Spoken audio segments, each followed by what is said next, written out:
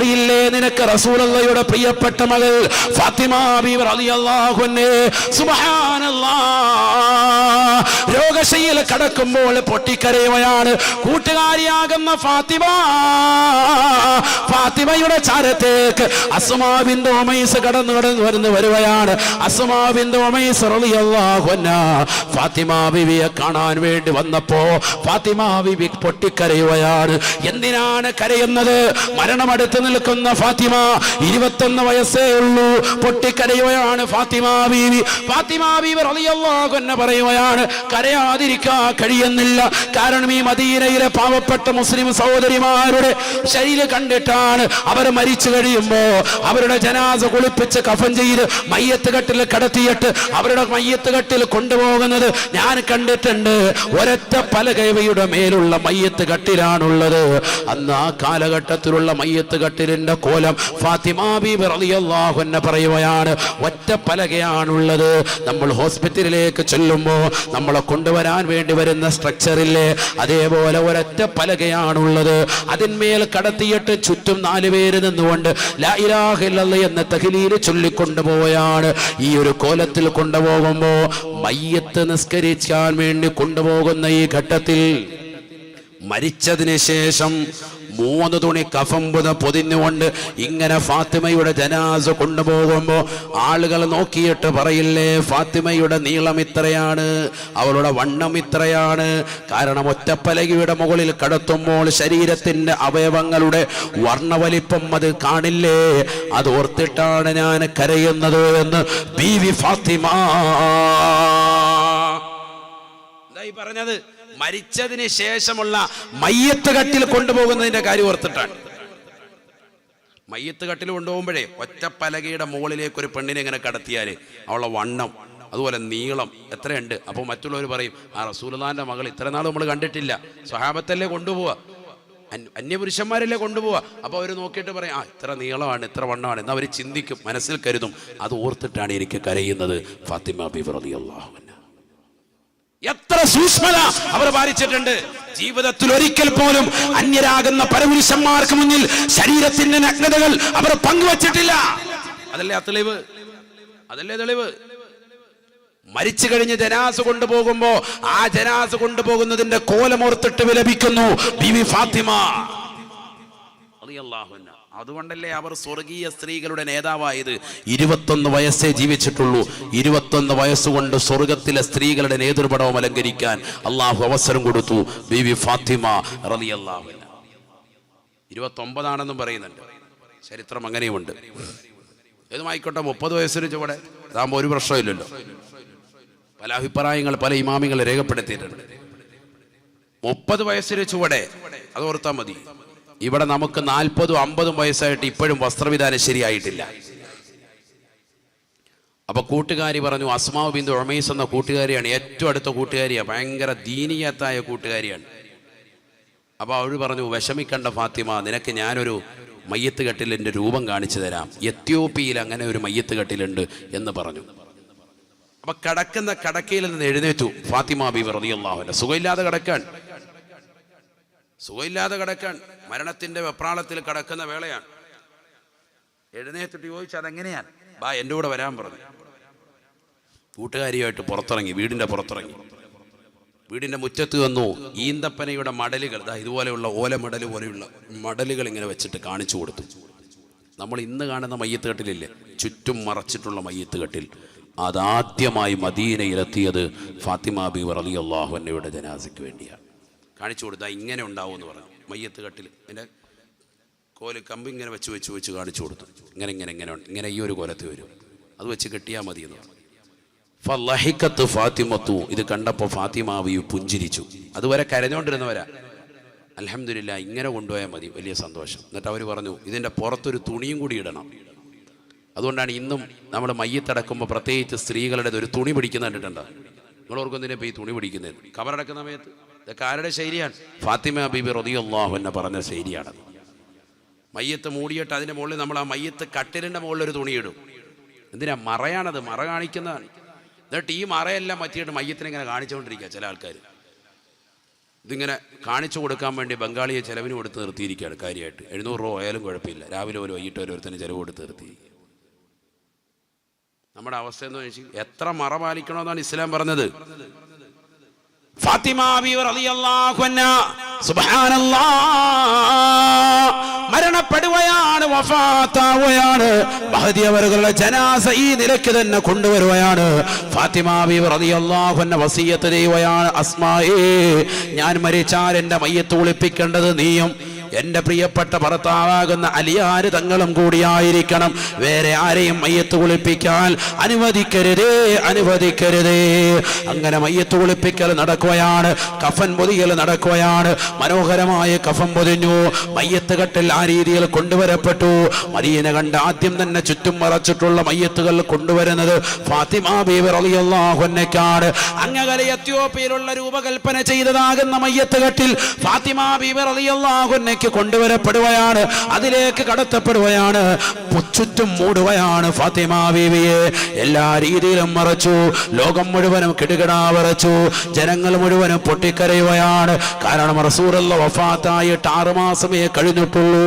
ആ പ്രവാചകർ കരളിന്റെ കഷ്ടമായി ലോകത്തിന് പരിചയപ്പെടുത്തിയതായ റസൂലുള്ളാഹിന്റെ പ്രിയപ്പെട്ട പൊന്നുമോളും വേർപിരിഞ്ഞു പോവുകയാണ്. 6 മാസങ്ങൾക്ക് ഇപ്പുറം റസൂലുള്ളാഹി വഫാത്തായി, ഫാത്തിമ ബീവി റളിയല്ലാഹു അൻഹയും വഫാത്താവുകയാണ്. അതാ അബൂദർ അൽ ഗിഫാരി റളിയല്ലാഹു അൻഹു എന്ന സ്വഹാബത്തിൽ പ്രമുഖനായ വ്യക്തി, പ്രായം ചെന്ന മനുഷ്യൻ മയ്യത്ത് കെട്ടിലിന്റെ ഒരു ഭാഗം പിടിക്കുകയാണ്. തൊട്ടപ്പുറത്ത് അലിയാർ തങ്ങൾ എന്ന ഭർത്താവ് പിടിക്കുകയാണ്. ബാക്ക് ഭാഗത്ത് 2 ചെറിയ മക്കൾ ഹസൻ ഹുസൈൻ റളിയല്ലാഹു അൻഹു മയ്യത്ത് ചുമക്കുകയാണ്. അങ്ങനെ പള്ളിയിലേക്ക് എത്തി, മയ്യത്ത് നിസ്കാരം നടന്നു. കൊണ്ടുവന്ന ഖബറടക്കാൻ വേണ്ടി വെക്കുന്നു. മയ്യത്ത് കൊണ്ടുവരുകയാണ്. ഖബറിന്റെ കാൽഭാഗത്ത് കൊണ്ടുവന്ന് തലവെച്ചപ്പോ ബഹുമാനപ്പെട്ട അബൂദർ അൽ ഗിഫാരി റളിയല്ലാഹു അൻഹു ഖബറിനോട് പറയുകയാണ്, അല്ലയോ ഖബറേ, ഖബറേ, യാ ഖബറു അതദരി മൻ ഹാദാ, ഇതാരാണെന്നറിയുമോ? ഇതൊരു സാധാരണ പെണ്ണിന്റെ ജനാസയല്ല, ഇതൊരു സാധാരണ പെണ്ണാണെന്ന് നീ കരുതരുത്. ഹാദിഹി ബിന്തു റസൂലില്ലാഹ്, അനുരാഗത്തിന്റെ അലമാലകൾ കൊണ്ടാലിംഗനം ചെയ്ത് ചുടുചുംബനം കൊടുത്ത് കെട്ടിപ്പിടിക്കേണ്ട നേതാവ് ഹബീബ് മുഹമ്മദ് മുസ്തഫ സല്ലല്ലാഹു അലൈഹി വസല്ലമ തങ്ങളുടെ പ്രിയപ്പെട്ട മകളാണ്. ഇത് ഫാത്തിമ എന്ന പ്രിയപ്പെട്ട പൊന്നുമോളാണ്. ആ പൊന്നുമോളുടെ ജനാസയാണ്. അതുകൊണ്ട് പ്രത്യേകമായിട്ട് ഖബറേ, ഖബറേ, ഈ പെണ്ണിനെ നീ ഒന്ന് പരിഗണിക്കണേ എന്ന് ബഹുമാനപ്പെട്ട അബൂദർ അൽ ഗിഫാരി റളിയല്ലാഹു അൻഹു പറയുകയാണ്. തീർന്നില്ല, തീർന്നില്ല. വസൗജത്തു അലി, പോർക്കളത്തിലെ വീരശൂരനാകുന്ന ബഹുമാനപ്പെട്ട അലി റളിയല്ലാഹു അൻഹു, അന മദീനത്തുൽ ഇൽമി വഅലിയും ബാബുഹാ, ഞാൻ വിജ്ഞാനത്തിന്റെ പൂന്തോട്ടമാണ് എങ്കിൽ അതിലേക്കുള്ള കവാടമാണ് അലി എന്ന് റസൂലുള്ളാഹി പരിചയപ്പെടുത്തിയ, റസൂലുള്ളാഹിന്റെ പ്രിയപ്പെട്ട മരുമകനാകുന്ന അലി റളിയല്ലാഹു അൻഹു എന്ന ഇസ്ലാമിന്റെ 4ാമത്തെ ഖലീഫയായ ബഹുമാനപ്പെട്ടവരുടെ പ്രിയപ്പെട്ടതാകുന്ന ഭാര്യയാണ്. ഇതൊരു സാധാരണ പെണ്ണിന്റെ ജനാസയായി ഖബറേ നീ കാണരുതേ. വഉമ്മുൽ ഹസനി വൽ ഹുസൈൻ, റസൂലുള്ളാഹിക്ക് ഏറ്റവും പ്രിയപ്പെട്ടതായ ഹസൻ ഹുസൈൻ റളിയല്ലാഹു അൻഹുമയുടെ ഉമ്മയാണ്. റസൂലുള്ളാഹി സുന്നത്ത് നിസ്കരിക്കുമ്പോൾ റസൂലുള്ളാഹിയുടെ തലയിൽ കയറി റസൂലുള്ളാഹിയെ ആനയാക്കി, റസൂലുള്ളാഹിയെ കുതിരയാക്കി കളിച്ചുകൊണ്ട് നിലകൊണ്ടിരുന്ന പ്രിയപ്പെട്ട മക്കള്, അവർ കളിക്കട്ടെ എന്ന് പറഞ്ഞുകൊണ്ട് സുജൂദ് ദീർഘിപ്പിച്ചുകൊണ്ട് റസൂലുള്ളാഹി മക്കളോടുള്ള സ്നേഹത്തിന്റെ വാത്സല്യത്തിന്റെ തീരം കാണിച്ചു കൊടുത്ത പരിശുദ്ധ പ്രവാചകന്റെ പേരക്കിടാങ്ങളാണ്. അതുകൊണ്ട് തന്നെ ഖബറേ, ഖബറേ, നീ പ്രത്യേകമായി മക്കളെ ഒന്ന് പരിഗണിക്കണേ. ഈ ഭർത്താവാകുന്ന അലിയാരിനെ പരിഗണിക്കണേ. അവരുടെ പ്രിയപ്പെട്ടതാകുന്ന ഉപ്പയാകുന്ന റസൂലുള്ളാഹിയെ പരിഗണിക്കണേ. അവരെ പരിഗണിച്ചുകൊണ്ട് ഈ പെണ്ണിനെ നീ അഫ്വ് ചെയ്യണേ. ഈ പെണ്ണിനെ നീ പരിപൂർണമായി പുറത്തു കൊടുക്കണേ എന്ന് പറയുകയാണ്. ഫസമിഊ നിദാ, സുബ്ഹാനല്ലാഹ്, ആര്യങ്കടപ്പുറത്തുള്ള മലപ്പുറത്തിന്റെ മക്കളെ, പഠിച്ചു വെക്കേണ്ട പാഠമാണ്. ഖബറിൽ നിന്ന് വല്ലാത്തൊരു ശബ്ദം, വല്ലാത്തൊരു ശരീരം അടങ്ങുകയാണ്. സുബ്ഹാനല്ലാഹ്. ഫസമിഊ നിദാഅൻ മിനൽ ഖബർ. ഖബർ ശബ്ദിക്കുകയാണ്. മാ അന മൗലിഉ ഹസബിൻ വലാ നസബ് ഇന്നമാ അന മൗലിഉ അമലി സ്വാലിഹ്. കുടുംബ മഹിമയും കുലമഹിമയും തറവാട്ട് മഹിമയും എന്നോട് പറഞ്ഞിട്ട് എന്നെ മയക്കാമെന്ന് ചിന്തിക്കല്ലേ അബൂദറേ. ഇത് ഖബറാണ്. ഇത് ആറടി മണ്ണിന്റെ ഇരുട്ടറയാണ്. ഇവിടെ ജീവിതത്തിൽ നന്മ ചെയ്തവർക്ക് സ്വാഗതം. നിസ്കരിച്ചിട്ടുണ്ടോ? നോമ്പ് പിടിച്ചിട്ടുണ്ടോ? സകാത്ത് കൊടുത്തിട്ടുണ്ടോ? ഹജ്ജ് ചെയ്തിട്ടുണ്ടോ? പാവങ്ങളുടെ കണ്ണീരപ്പിയിട്ടുണ്ടോ? നിരാലംബർക്ക് അവലംബമായിട്ടുണ്ടോ? നിരാശ്രയർക്ക് ആശ്രയത്വം കൊടുത്തിട്ടുണ്ടോ? ഔലിയാക്കളെ സ്നേഹിച്ചിട്ടുണ്ടോ? അമ്പിയാക്കൾ ആദരിച്ചിട്ടുണ്ടോ? ദീനീ സ്ഥാപനങ്ങൾ പണിതിട്ടുണ്ടോ? മഹാന്മാരെ ആദരിച്ചിട്ടുണ്ടോ? മാതാപിതാക്കളെ ബഹുമാനിച്ചിട്ടുണ്ടോ? മുതിർന്നവരെ ബഹുമാനിച്ചിട്ടുണ്ടോ? മക്കൾക്ക് വേണ്ട രീതിയിൽ ചെലവ് കൊടുത്തിട്ടുണ്ടോ? ഭാര്യയ്ക്ക് വേണ്ടുന്നതാകുന്ന ചെലവുകൾ കൊടുത്തവരാണോ? പകലും അധ്വാനിച്ചുകൊണ്ട് ജീവിതം നിലനിന്നവരാണോ? മോശപ്പെട്ട സംസ്കാരങ്ങൾ വാണിപ്പുണരാതെ ജീവിച്ചവരാണോ? കള്ളുകുടിക്കാത്തവരാണോ? വ്യഭിചരിക്കാത്തവരാണോ? സിനിമ കാണാത്തവരാണോ? സീരിയൽ ദർശിക്കാത്തവരാണോ? സിഗരറ്റ് വലിക്കാത്തവരാണോ? ലഹരി ഉൽപ്പന്നം കൈകൊണ്ട് തൊടാത്ത മക്കളാണോ? മോശപ്പെട്ട സംസ്കാരങ്ങൾ വാരിപ്പുണരാത്തവരാണോ? മാതാപിതാക്കളെ വഞ്ചിക്കാത്തവരാണോ? കച്ചവടത്തിൽ വഞ്ചന വെക്കാത്തവരാണോ? ഫനായും ഫസാദും പറഞ്ഞുകൊണ്ട് വൈകുന്നേര സമയങ്ങളും രാത്രിയുടെ സമയങ്ങളും തള്ളിക്കളയാത്തവരാണോ? നിസ്കരിച്ചുകൊണ്ട് നോമ്പ് പിടിച്ചുകൊണ്ട് ഖുർആൻ ഓതിക്കൊണ്ട് രാപ്പകലുകളെ ജീവസുറ്റതാക്കിയവരാണോ? സ്വാഗതമാണ്. മാ അന മൗലിഉ ഹസബിൻ വലാ നസബ്. ഖുറൈശി തറവാട്ടിലെ പെണ്ണാണെന്ന് പറഞ്ഞ്, അള്ളാന്റെ റസൂലിന്റെ മകളാണെന്ന് പറഞ്ഞ് എന്നെ വിലക്കെടുക്കാമെന്ന് കരുതണ്ട. അലിയാർ തങ്ങളുടെ ഭാര്യയായിരിക്കാം, ഹസൻ ഹുസൈൻ റളിയല്ലാഹു അൻഹുയുടെ ഉമ്മയായിരിക്കാം, റസൂലുള്ളാഹിയുടെ മകളായിരിക്കാം. പക്ഷെ അതുകൊണ്ടൊന്നും ഖബറിൽ സുഖം കിട്ടുമെന്ന് കരുതേണ്ടതില്ല. ഫാത്തിമ, നിന്റെ ജീവിതത്തിൽ അമലുണ്ടോ എങ്കിൽ മാത്രമാണ് രക്ഷപ്പെടാൻ സാധിക്കുക എന്ന് ഖബറിൽ നിന്ന് അശരീരി കേട്ടു എന്ന് 10,000 സ്വഹാബത്ത് രേഖപ്പെടുത്തുമ്പോ, അരങ്ങടത്തുള്ള ചെറുപ്പക്കാരാ, പെങ്ങളെ, ആരുടെ ഖബറാണ് ഈ ശബ്ദിക്കുന്നത്? ജീവിതത്തിന്റെ സർവ്വ അവയവങ്ങളും പരപുരുഷന്മാരെ കാണാതിരിക്കാൻ നഗ്നത മറച്ചുകൊണ്ട് മറപിടിച്ചുകൊണ്ട് ഹിജാബിന്റെ വർണ്ണപരിപ്പും സമൂഹത്തിന് സമ്മാനിച്ച് സ്വർഗീയ സ്ത്രീകളുടെ നേതൃപടവും അലങ്കരിക്കത്ത വിധത്തിൽ ജീവിതം കാഴ്ചവെച്ച് അവസാന മരണാസന്ന വേളയിലായിരിക്കുമ്പോ തന്റെ കൂട്ടുകാരിയോട് അവലാതി പറയുകയാണ്. ഒറ്റക്കട്ടിൽ മയ്യത്ത് കടത്തിക്കൊണ്ടുപോകുമ്പോൾ തന്റെ ശരീരത്തിന്റെ അകാരങ്ങൾ പരപുരുഷന്മാരെ കാണില്ലേ, അതോർത്തിട്ടാണ് കരയുന്നത് എന്ന് ലോകത്തോട് വിറങ്ങലിച്ച് പറഞ്ഞ, ജീവിതം മുഴുവനും സംശുദ്ധയുടെ പരിവേഷം നിർത്ത, ആ രീതിയിൽ പരിപൂർണമായി മറവേണമെന്ന് നിർബന്ധം വെച്ച, ആ രീതിയിൽ മയ്യത്ത് മറമാടിയ, ആ രീതിയിൽ മയ്യത്തിന്റെ സംസ്കരണം നടത്തിയ, ഞാൻ മരിച്ചാൽ പകല് മരിച്ചാൽ രാത്രി നടക്കണേ എന്ന് വസിയത്ത് ചെയ്ത, അതേ രീതിയിൽ തന്നെ രാത്രിയിൽ കൊണ്ടുവന്ന് അടക്കം ചെയ്ത, അഥവാ രാത്രിയുടേതാകുന്ന ഇരുട്ടിൽ എന്നെ മറ്റുള്ളവർ കാണില്ലല്ലോ, ആ രീതിയിൽ പോലും പരിപൂർണമായി ശ്രദ്ധ ചെലുത്തിയ ഫാത്തിമ ബീവി റളിയല്ലാഹു അൻഹയോട് ഖബറിന്റെ സമീപനം ഈ രീതിയിലുള്ള ശബ്ദമാണ് കേട്ടത് എങ്കിൽ എന്റെയും നിങ്ങളുടെയും ഖബറിന്റെ അവസ്ഥ എങ്ങനെയാണ്? നഊദു ബില്ലാഹ്. മോശപ്പെട്ട സംസ്കാരങ്ങളെ വാരി പുണരുന്നവരല്ലേ, കള്ള് കുടിമാറാത്ത ലഹരി ഉൽപ്പന്നങ്ങൾ ഉപയോഗിച്ചുകൊണ്ട് നിലകൊള്ളുന്ന മോശപ്പെട്ട സംസ്കാരങ്ങൾ വാരിപ്പുണരുന്ന, കാണാത്ത സിനിമകളില്ല, കേൾക്കാത്ത പാട്ടുകളില്ല, മോശപ്പെട്ടതാകുന്ന ബ്ലൂ ഫിലിമുകൾ കണ്ടുകൊണ്ട് രാത്രിയുടെ യാമങ്ങളെ തള്ളി നീക്കുന്ന ചെറുപ്പക്കാരാ, പെങ്ങളെ, നഊദു ബില്ലാഹ്. എങ്ങനെയാണ് നമുക്ക് രക്ഷപ്പെടാൻ സാധിക്കുക? അതുകൊണ്ട് നമുക്ക് ദുനിയാവിലും ആഖിറത്തിലും രക്ഷപ്പെടണം. നമ്മുടെ വസ്ത്രവിധാനം ശരിയാക്കണം. മോശപ്പെട്ട രീതിയിൽ നടക്കാൻ പാടില്ല. കണ്ണുകൊണ്ട് നോക്കുന്നത് നല്ലതാകണം, കാതുകൊണ്ട് കേൾക്കുന്നത് നല്ലതാകണം, കൈകൊണ്ട് പിടിക്കുന്നത് നല്ലതാകണം, കാലുകൊണ്ട് നടക്കുന്നത് നല്ലതാകണം, ഹൃദയം കൊണ്ട് ചിന്തിക്കുന്നത് നല്ലതാകണം, ശരീരം മുഴുവനും സ്ഫുടം ചെയ്യണം. ജീവിതത്തിൽ തെറ്റുകൾ വന്നുപോയവരാണ്, ഒരുപാട് തെറ്റുകൾ ചെയ്തു പോയിട്ടുണ്ട് റബ്ബേ. ലഹരി കുടിച്ചു പോയവരാണ് അല്ലാ, മോശപ്പെട്ട സിനിമകൾ കണ്ടുപോയവരാണ് റബ്ബേ, അനാവശ്യ ചാറ്റിംഗ് നടത്തിപ്പോയവരാണ് അല്ലാ. നീ പുറത്തു തരണേ അല്ലാ, ഞങ്ങളുടെ ജീവിത നിലവാരം നീ മെച്ചപ്പെടുത്തണേ അല്ലാ. അല്ലാഹു നമ്മളെ സാലിഹീങ്ങൾ ചേർക്കട്ടെ. അല്ലാഹു അനുഗ്രഹിക്കട്ടെ. നബിയന റസൂലുള്ളാഹി സ്വല്ലല്ലാഹു അലൈഹി വസല്ലമ തങ്ങൾ പറയുകയാണ്, ആയിഷ സിദ്ദീഖ റളിയല്ലാഹു അൻഹ ഓർമ്മപ്പെടുത്തുകയാണ്, യർഹമില്ലാഹു നിസാഅൽ മുഹാജിറാത്തിൽ ഔലി. ആയിഷ സിദ്ദീഖ റളിയല്ലാഹു അൻഹ ദുആ ചെയ്യുകയാണ്, അല്ലാഹു സുബ്ഹാനഹു വ തആല ആദ്യ കാലഘട്ടത്തിലെ മക്കയിൽ നിന്ന് മദീനയിലേക്ക് പലായനം ചെയ്തതാകുന്ന മുഹാജിറത്തുകളാകുന്ന സ്ത്രീകൾക്ക് അല്ലാഹു കരുണ ചൊരിയട്ടെ, ഉമ്മമാർക്ക് അല്ലാഹു കരുണ ചൊരിയട്ടെ. ആയിഷ ബീവി റളിയല്ലാഹു അൻഹയുടെ ദുആ ആണ്. എന്തേ കാരണമെന്നറിയുമോ? ലമ്മാ അൻസലല്ലാഹു തആല, അല്ലാഹു സുബ്ഹാനഹു വ തആല പരിശുദ്ധമായ ഖുർആൻ ഓതുകയാണ്, ഖുർആൻ ഇറക്കുകയാണ്. ഏതാണ് ആയത്തെന്നറിയുമോ? വല്ലളിബ്ന ബിഖുമറിഹിന്ന അലാ ജുയൂബിഹിന്ന. സ്ത്രീകൾ അവരുടെ മുഖം മറച്ചിരിക്കുന്നതായ മുഖമക്കന കൊണ്ട് അവരുടെ മാരണം കൂടി മറക്കട്ടെ, മറക്കട്ടെ. നീളമുള്ള വസ്ത്രം ധരിക്കട്ടെ, മുഖം മറച്ചിരിക്കുന്ന മുഖമക്കന കൊണ്ട് മാരണം കൂടി മറക്കട്ടെ എന്നുള്ള വിശുദ്ധമായ ഖുർആനിന്റെ അധ്യാപനം വന്നപ്പോ അവരോടുകയാണ്, ശഖഖന മുറൂതഹുന്ന.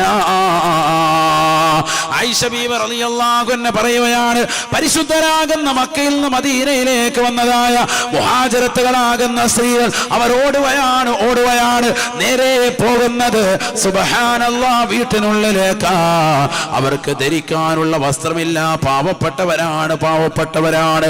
പക്ഷേ ഖുർആനിന്റെ കൽപ്പന പരിപൂർണമായി ശിരസാവഹിക്കണമല്ലോ, മാറുകൂടി മറയ്ക്കണമല്ലോ. അതിനുള്ള വസ്ത്രം തികയാതെ വന്നപ്പോ ശഖഖന മുറൂതഹുന്ന, അവരുടെ പുതപ്പ് വല്ലാതെ വലിച്ചു കീറുകയാ. ആ കരിമുടമെടുത്തുകൊണ്ട് ഫഖതമറന ബിഹി, അവരുടെ മാറിടം കൂടിയവർ മറച്ചു എന്ന് വിശുദ്ധമായ ഖുർആൻ. ആയിഷ സിദ്ദീഖ റളിയല്ലാഹു അൻഹ പറയുകയാണ്, ഈ രീതിയിൽ ഖുർആനിന്റെ ആയത്തിറങ്ങിയപ്പോ ആ ഖുർആനിന്റെ വിധിവിലക്കുകൾ പരിപൂർണമായി ശിരസാവഹിച്ചുകൊണ്ട് ജീവിതം പരിപൂർണമായി കാഴ്ചവെച്ചതായ മുഹാജിറത്തുകളാകുന്ന സ്ത്രീകൾക്ക് അല്ലാഹു കരുണ ചൊരിയട്ടെ എന്ന് ആയിഷ സിദ്ദീഖ റളിയല്ലാഹു അൻഹാ. പഠിച്ചു വെക്കേണ്ട പാഠമാണ്, പാഠമാണ്. നമുക്കിന്ന് ഖുർആനുണ്ട്. ആ ഖുർആൻ നമ്മുടെ വീടിന്റെ അകത്തളങ്ങളിൽ ഷെൽഫുകൾ വെച്ചിരിക്കുകയാണ്. പാരായണം ചെയ്യുന്നവർ കുറവാണ്. ആ ഖുർആനിന്റെ വഴികളിലേക്ക് നടക്കുന്നവർ ഖുർആന്, ആ ഖുർആൻ ഓതുന്നവർ കുറവാണ്. ആ ഖുർആൻ പഠിക്കുന്നവർ വളരെ കുറവാണ്. ആ ഖുർആൻ അനുസരിച്ചുള്ള ജീവിതം നമുക്കുണ്ടോ സഹോദര, നമുക്കുണ്ടോ സഹോദരി? അരങ്ങടപ്പുറത്തുള്ള ഓരോ ഉമ്മമാരും നെഞ്ചിലേക്ക് കൈവച്ചുകൊണ്ട് ചോദിക്കേണ്ട ചോദ്യമാണ്. ആയിഷ ഉമ്മ റളിയല്ലാഹു അൻഹ ദുആ ചെയ്തതുപോലെ നമുക്കും ലഭിക്കുമോ ഒരു പ്രാർത്ഥന? നമുക്കും കിട്ടുമോ ഒരു ദുആ? ഖുർആനിന്റെ വിധിവിലക്കുകൾ അനുസരിച്ച് ജീവിക്കുന്നവരാണോ? ഖുർആൻ ഇതാ ഒരു കൽപ്പന പറയുകയാണ്. കേൾക്കണേ കാതുള്ളവർ, ഓർക്കണേ, ഖുർആനിന്റെ കൽപ്പനയാണ്. യാ അയ്യുഹൻ നബിയോ ഖുൽ ലിഅസ്വാജിക വബനാതിക വനിസാഇൽ മുഅ്മിനീൻ.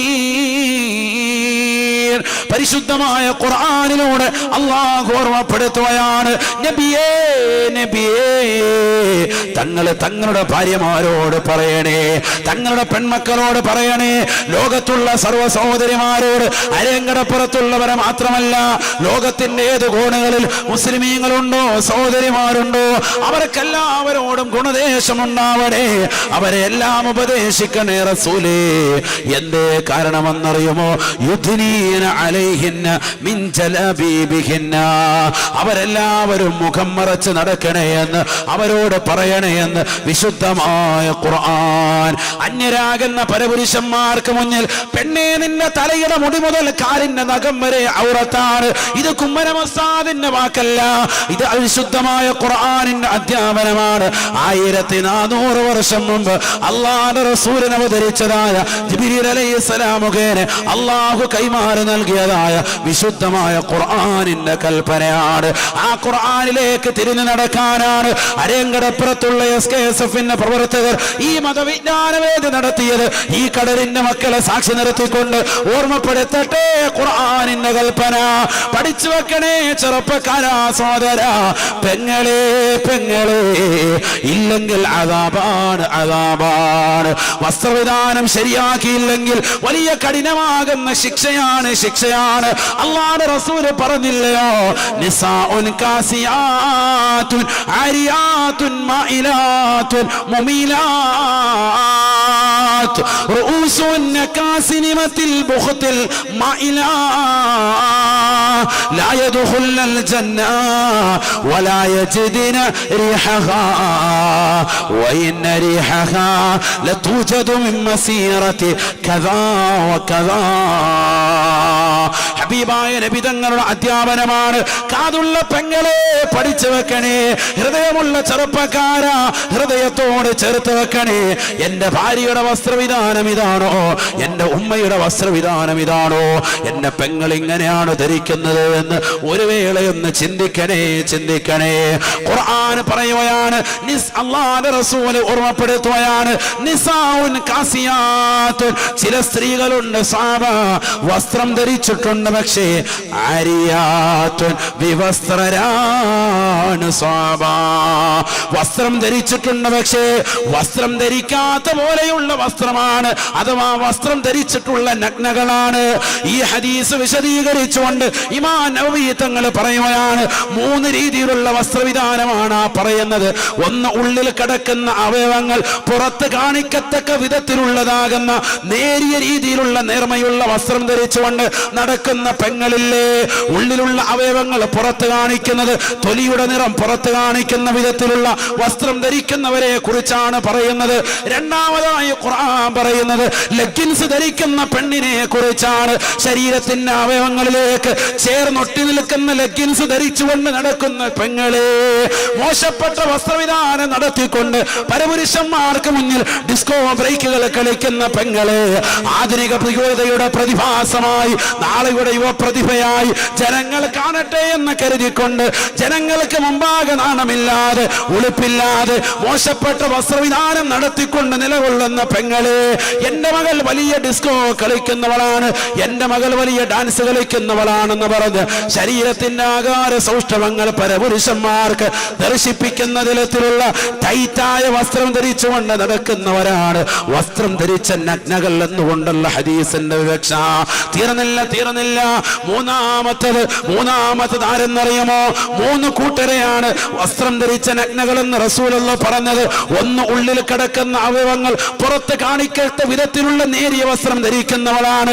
രണ്ടാമത്തത് ടൈറ്റായ വസ്ത്രം ധരിക്കുന്നവളാണ്. മൂന്നാമത്തത് കുറഞ്ഞ വസ്ത്രം കൊണ്ട് മതിയാക്കിയവളാണ്. അഥവാ 2 മീറ്റർ വേണമെങ്കിൽ ആ 2 മീറ്ററിന്റെ വസ്ത്രം 1/2 മീറ്റർ കൊണ്ട് ഒപ്പിച്ച് ശരീരത്തിന്റെ അവയവങ്ങൾ, അത് പൊക്കിൾ കുഴി ആയിരുന്നാലും അത് പുറംഭാഗമായിരുന്നാലും അത് ശരീരത്തിന്റെ അവയവങ്ങൾ പരപുരുഷന്മാര് കാണട്ടെ. ഇതൊക്കെ കാണിക്കാനുള്ളതാണ്. എത്ര നടിമാര് കാണിക്കുന്നുണ്ട്, എത്ര നടന്മാര് കാണിക്കുന്നുണ്ട്, എത്ര സീരിയൽ നടിമാര് കാണിക്കുന്നുണ്ട്, എത്രയോ പോൺ സ്റ്റാറുകൾ തന്റെ ശരീരത്തിന്റെ നഗ്നതകൾ വിൽക്കുന്നുണ്ട് എന്ന് പറഞ്ഞുകൊണ്ട് പരപുരുഷന്മാർക്ക് മുന്നിൽ തയ്യാറാകുന്ന പെങ്ങളെ, പെങ്ങളെ, അല്ലാഹുവിന്റെ റസൂൽ പറയുകയാണ്, മഇലാത്തുൻ മുമീലാത്തുൻ, ഈ രീതിയിൽ ശരീരത്തിന്റെ അവയവങ്ങൾ പുറത്ത് കാണിക്കത്ത വിധത്തിലുള്ള വസ്ത്രം ധരിച്ചുകൊണ്ട് ശരീരത്തിന്റെ ഉടയാടകൾ പുറത്തേക്ക് ത്രസിപ്പിക്കുന്ന രീതിയിൽ നടക്കുന്നവരെ, ചാഞ്ഞും ചെരിഞ്ഞും കുലുങ്ങിയും ഒക്കെ ജനങ്ങളെ വലിയ ആകർഷിപ്പിക്കുന്ന വിധത്തിൽ നടക്കുന്ന പെങ്ങളെ, പെങ്ങളെ, ലാ യദ്ഖുലുൽ ജന്ന, സ്വർഗ്ഗത്തിൽ പ്രവേശിക്കുകയേ ഇല്ല. പഠിച്ചു വെക്കേണ്ട പാഠമാണ്. നീ എന്തിനാണ് നിസ്കരിക്കുന്നത്? നീ എന്തിനാണ് പെണ്ണെ നോമ്പ് പിടിക്കുന്നത്? നീ എന്തിനാണ് പെണ്ണെ റൂഹെ ബയാനിൽ പങ്കെടുക്കുന്നത്? നീ എന്തിനാണ് പെണ്ണെ ഖുർആൻ ഓതുന്നത്? നീ എന്തിനാണ് പെണ്ണെ പാതിരാത്രി എഴുന്നേറ്റ് തന്റെ പ്രിയപ്പെട്ട ഭർത്താവ് തനിക്ക് വേണ്ടി കടന്നു വരുമ്പോ ആ ഭർത്താവിന് വേണ്ടി സേവനങ്ങൾ ചെയ്തുകൊണ്ട് നിലകൊള്ളുന്നത്? നീ എന്തിനാണ് ഉറക്കമടിച്ചുകൊണ്ട് ദിക്റ് ചൊല്ലുന്നത്?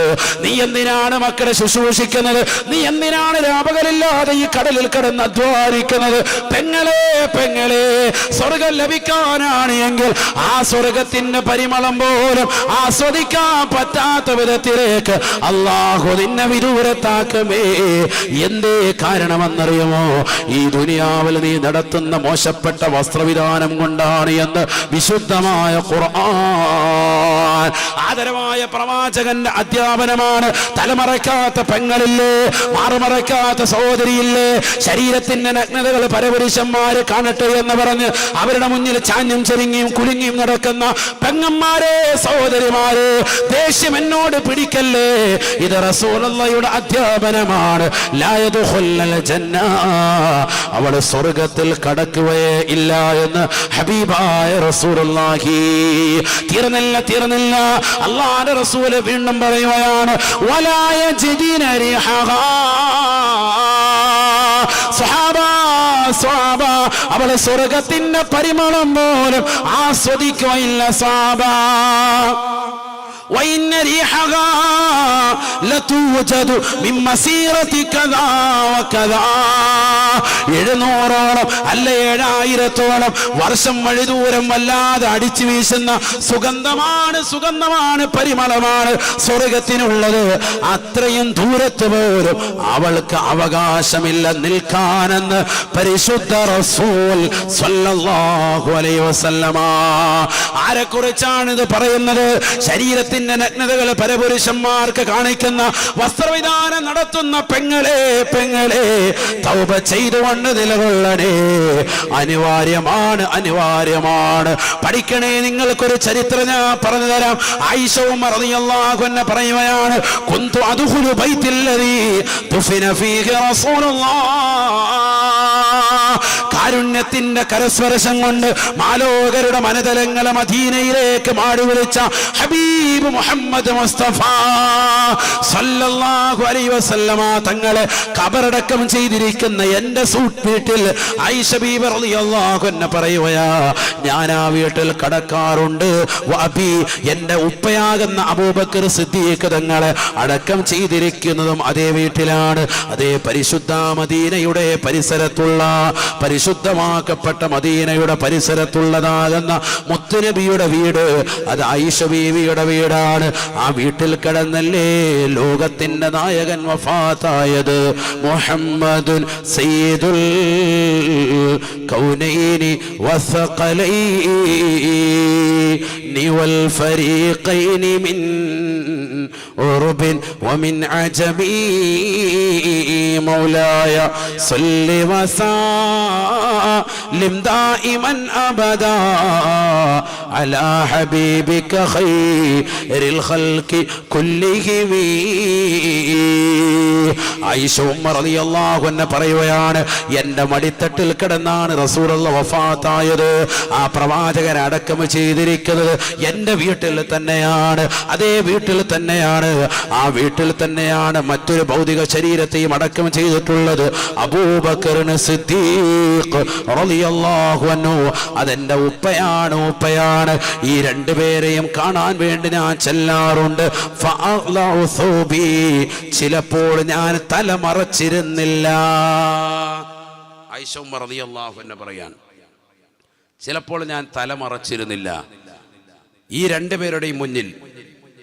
കാരണം എന്താണ്? ഞാൻ പറയും, ഫഅഖൂലു ഫീ നഫ്സി, ഞാൻ പറയാറുണ്ട് എൻ്റെ സ്വന്തം ശരീരത്തോട് തന്നെ, ഇന്നമാ ഹുവ സൗജി വ അബി, ഈ കിടക്കുന്നത് ആരൊക്കെയാ?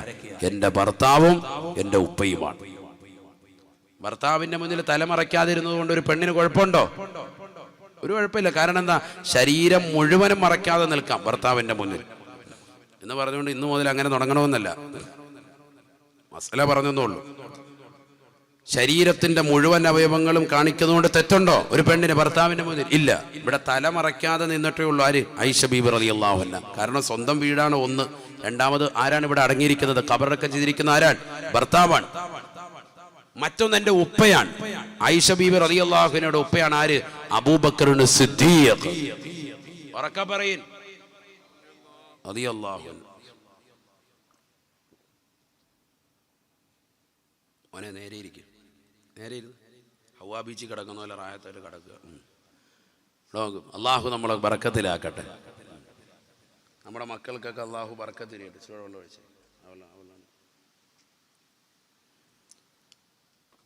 അപ്പോൾ ആയിഷ ബീബി റളിയല്ലാഹു അൻഹ പറഞ്ഞു, ഇന്നമാ ഹുവ സൗജി വ അബി, ഈ കിടക്കുന്നതൊന്ന് എൻ്റെ ഭർത്താവും മറ്റൊന്നാരാണ്, എൻ്റെ ഉപ്പയുമാണ്. ഞാൻ നിർത്താൻ പോവാണ് കേട്ടോ. ഈ ഒരൊറ്റ ചരിത്രം പറഞ്ഞിട്ട് നിർത്തും, ഞാൻ അധികം നീട്ടുന്നില്ല. ആയിഷ ഉമർ റളിയല്ലാഹു അൻഹ പറയുകയാണ്, രണ്ടുപേരുടെയും മുന്നിൽ എനിക്കങ്ങനെ തലമറയ്ക്കാത്തത് കൊണ്ട് പ്രശ്നമല്ല. കാരണം എൻ്റെ ഭർത്താവും എൻ്റെ ഉപ്പയുമാണുള്ളത്. എൻ്റെ മുൻകൈ മറയ്ക്കാത്തത് കൊണ്ട് പ്രശ്നമല്ല. കാരണം വാപ്പയും ഉപ്പയും എൻ്റെ ഭർത്താവും ഉപ്പയുമാണ്. എൻ്റെ കണങ്കാല് വരെ വെളിവാക്കിയത് കൊണ്ടും കുഴപ്പമില്ല. കാരണം ഈ കിടക്കുന്നത് ഇന്നമാ ഹുവ സൗജി, ഇതെൻ്റെ ഭർത്താവാണ്, ലോകത്തിൻ്റെ നായകനാണ്.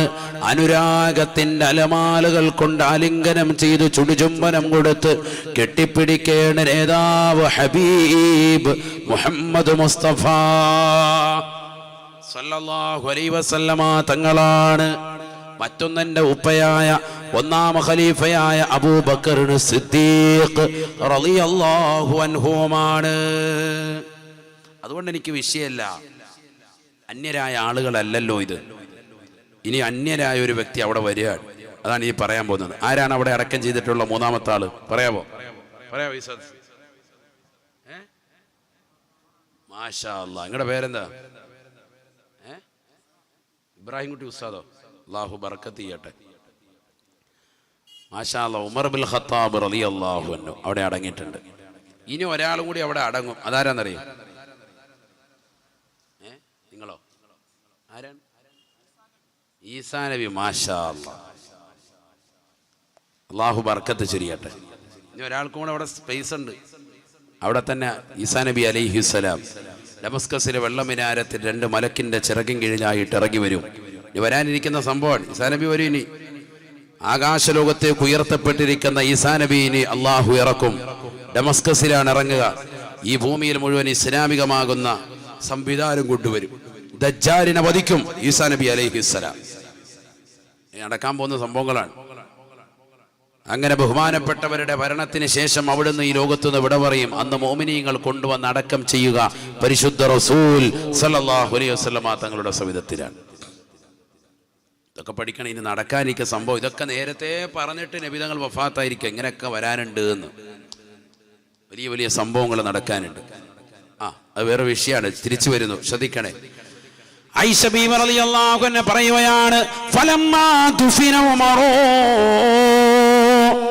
ആയിഷ ബീവി റളിയല്ലാഹു അൻഹ പറയുകയാണ്, സ്വഹാബ, എന്റെ പ്രിയപ്പെട്ടതാകുന്ന ഉപ്പയും എന്റെ ഭർത്താവും അടക്കം ചെയ്തിരിക്കുന്ന വീട്ടിലേക്ക് ഞാൻ തലമറക്കാതെ പോയിട്ടുണ്ട്. ശരി തന്നെയാണ്.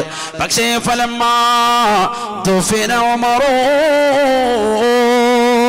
കിസ്റയുടെയും കൈസറിന്റെയും കോട്ടകുത്തകങ്ങളെ കിടുകിടാ വിറപ്പിച്ചിരുന്ന ഉമർ ഇബ്നുൽ ഖത്താബ് റളിയല്ലാഹു അൻഹു എന്ന സ്വഹാബി വര്യൻ എനിക്ക് അന്യനായ വ്യക്തിയാണ്. ശത്രുവിന്റെ കുത്തേറ്റുകൊണ്ട് നിസ്കരിച്ചു കൊണ്ടിരിക്കുമ്പോൾ അബൂ ലുഅ്ലുഅത്ത് എന്ന ശത്രുവിന്റെ കുത്തേറ്റുകൊണ്ട് സുഖമില്ലാതെ കിടക്കുന്ന ബഹുമാനപ്പെട്ട ഉമർ ഇബ്നുൽ ഖത്താബ് റളിയല്ലാഹു അൻഹു മരണാസന്ന വേളയിൽ നിലകൊള്ളുന്ന സമയത്ത് എന്റെ അടുക്കലേക്ക് ആളെ പറഞ്ഞു വിടുകയാണ്, ആയിഷ, അനുവാദം തരുമോ ആയിഷ, എനിക്കെന്റെ പ്രിയപ്പെട്ട കൂട്ടുകാരാകുന്ന ഹബീബായ നബി തങ്ങളുടെ ചാരത്ത്, അബൂബക്കർ സിദ്ദീഖ് തങ്ങളുടെ ചാരത്ത് ഖബറടക്കപ്പെടാനുള്ള അവസരം നൽകുമോ ആയിഷ? ആയിഷ ബീവി റളിയല്ലാഹു അൻഹ പറയുകയാണ്, ഞാൻ എന്റെ ശരീരത്തിന് വേണ്ടി കരുതി വെച്ചിരുന്ന എന്റെ പ്രിയപ്പെട്ട ഭർത്താവിന്റെ ചാരത്ത്, എന്റെ പ്രിയപ്പെട്ട ഉപ്പയുടെ ചാരത്ത് ഞാൻ മരിച്ചാൽ എനിക്ക് മടങ്ങണമെന്നുള്ള അടങ്ങാത്ത ആഗ്രഹത്തിൽ ഞാൻ കാത്തുവെച്ചിരുന്ന എന്റെ സ്വന്തം വീട്ടിനുള്ളിലേക്ക് ബഹുമാനപ്പെട്ട ഉമർ ഇബ്നുൽ ഖത്താബ് തങ്ങൾ ശത്രുവിന്റെ കുത്തേറ്റുകൊണ്ട് ഇന്ന് നാളെ ഷഹീദാകുമെന്ന് കാത്തിരിക്കുന്ന ബഹുമാനപ്പെട്ടവർ യാചിച്ചപ്പോൾ എനിക്ക് കൊടുക്കാതിരിക്കാൻ കഴിഞ്ഞില്ല. ഞാൻ അദ്ദേഹത്തിന് വേണ്ടി എന്റെ ശരീരത്തെ മാറ്റിവെച്ചു. ബഹുമാനപ്പെട്ടവർ മരണപ്പെടുകയാണ്. ഉമർ ഇബ്നുൽ ഖത്താബ് തങ്ങൾ വഫാത്താവുകയാണ്. ഇന്നാ ലില്ലാഹ്. ഉമർ ഇബ്നുൽ ഖത്താബ് തങ്ങൾ എന്ന 2ാം ഖലീഫയെ കൊണ്ടുവന്ന് ബഹുമാനപ്പെട്ട ആയിഷ ഉമ്മയുടെ വീട്ടിൽ കൊണ്ടുവന്ന് അടക്കം ചെയ്യുകയാണ്. ആയിഷ ബീവി റളിയല്ലാഹു അൻഹ പറയുകയാണ്, ഫലമ്മാ ദുഫിന ഉമറു, ഉമർ ഇബ്നുൽ ഖത്താബ് തങ്ങളെ കൊണ്ടുവന്ന് അടക്കം ചെയ്തതിന് ശേഷം ഫവല്ലാഹ്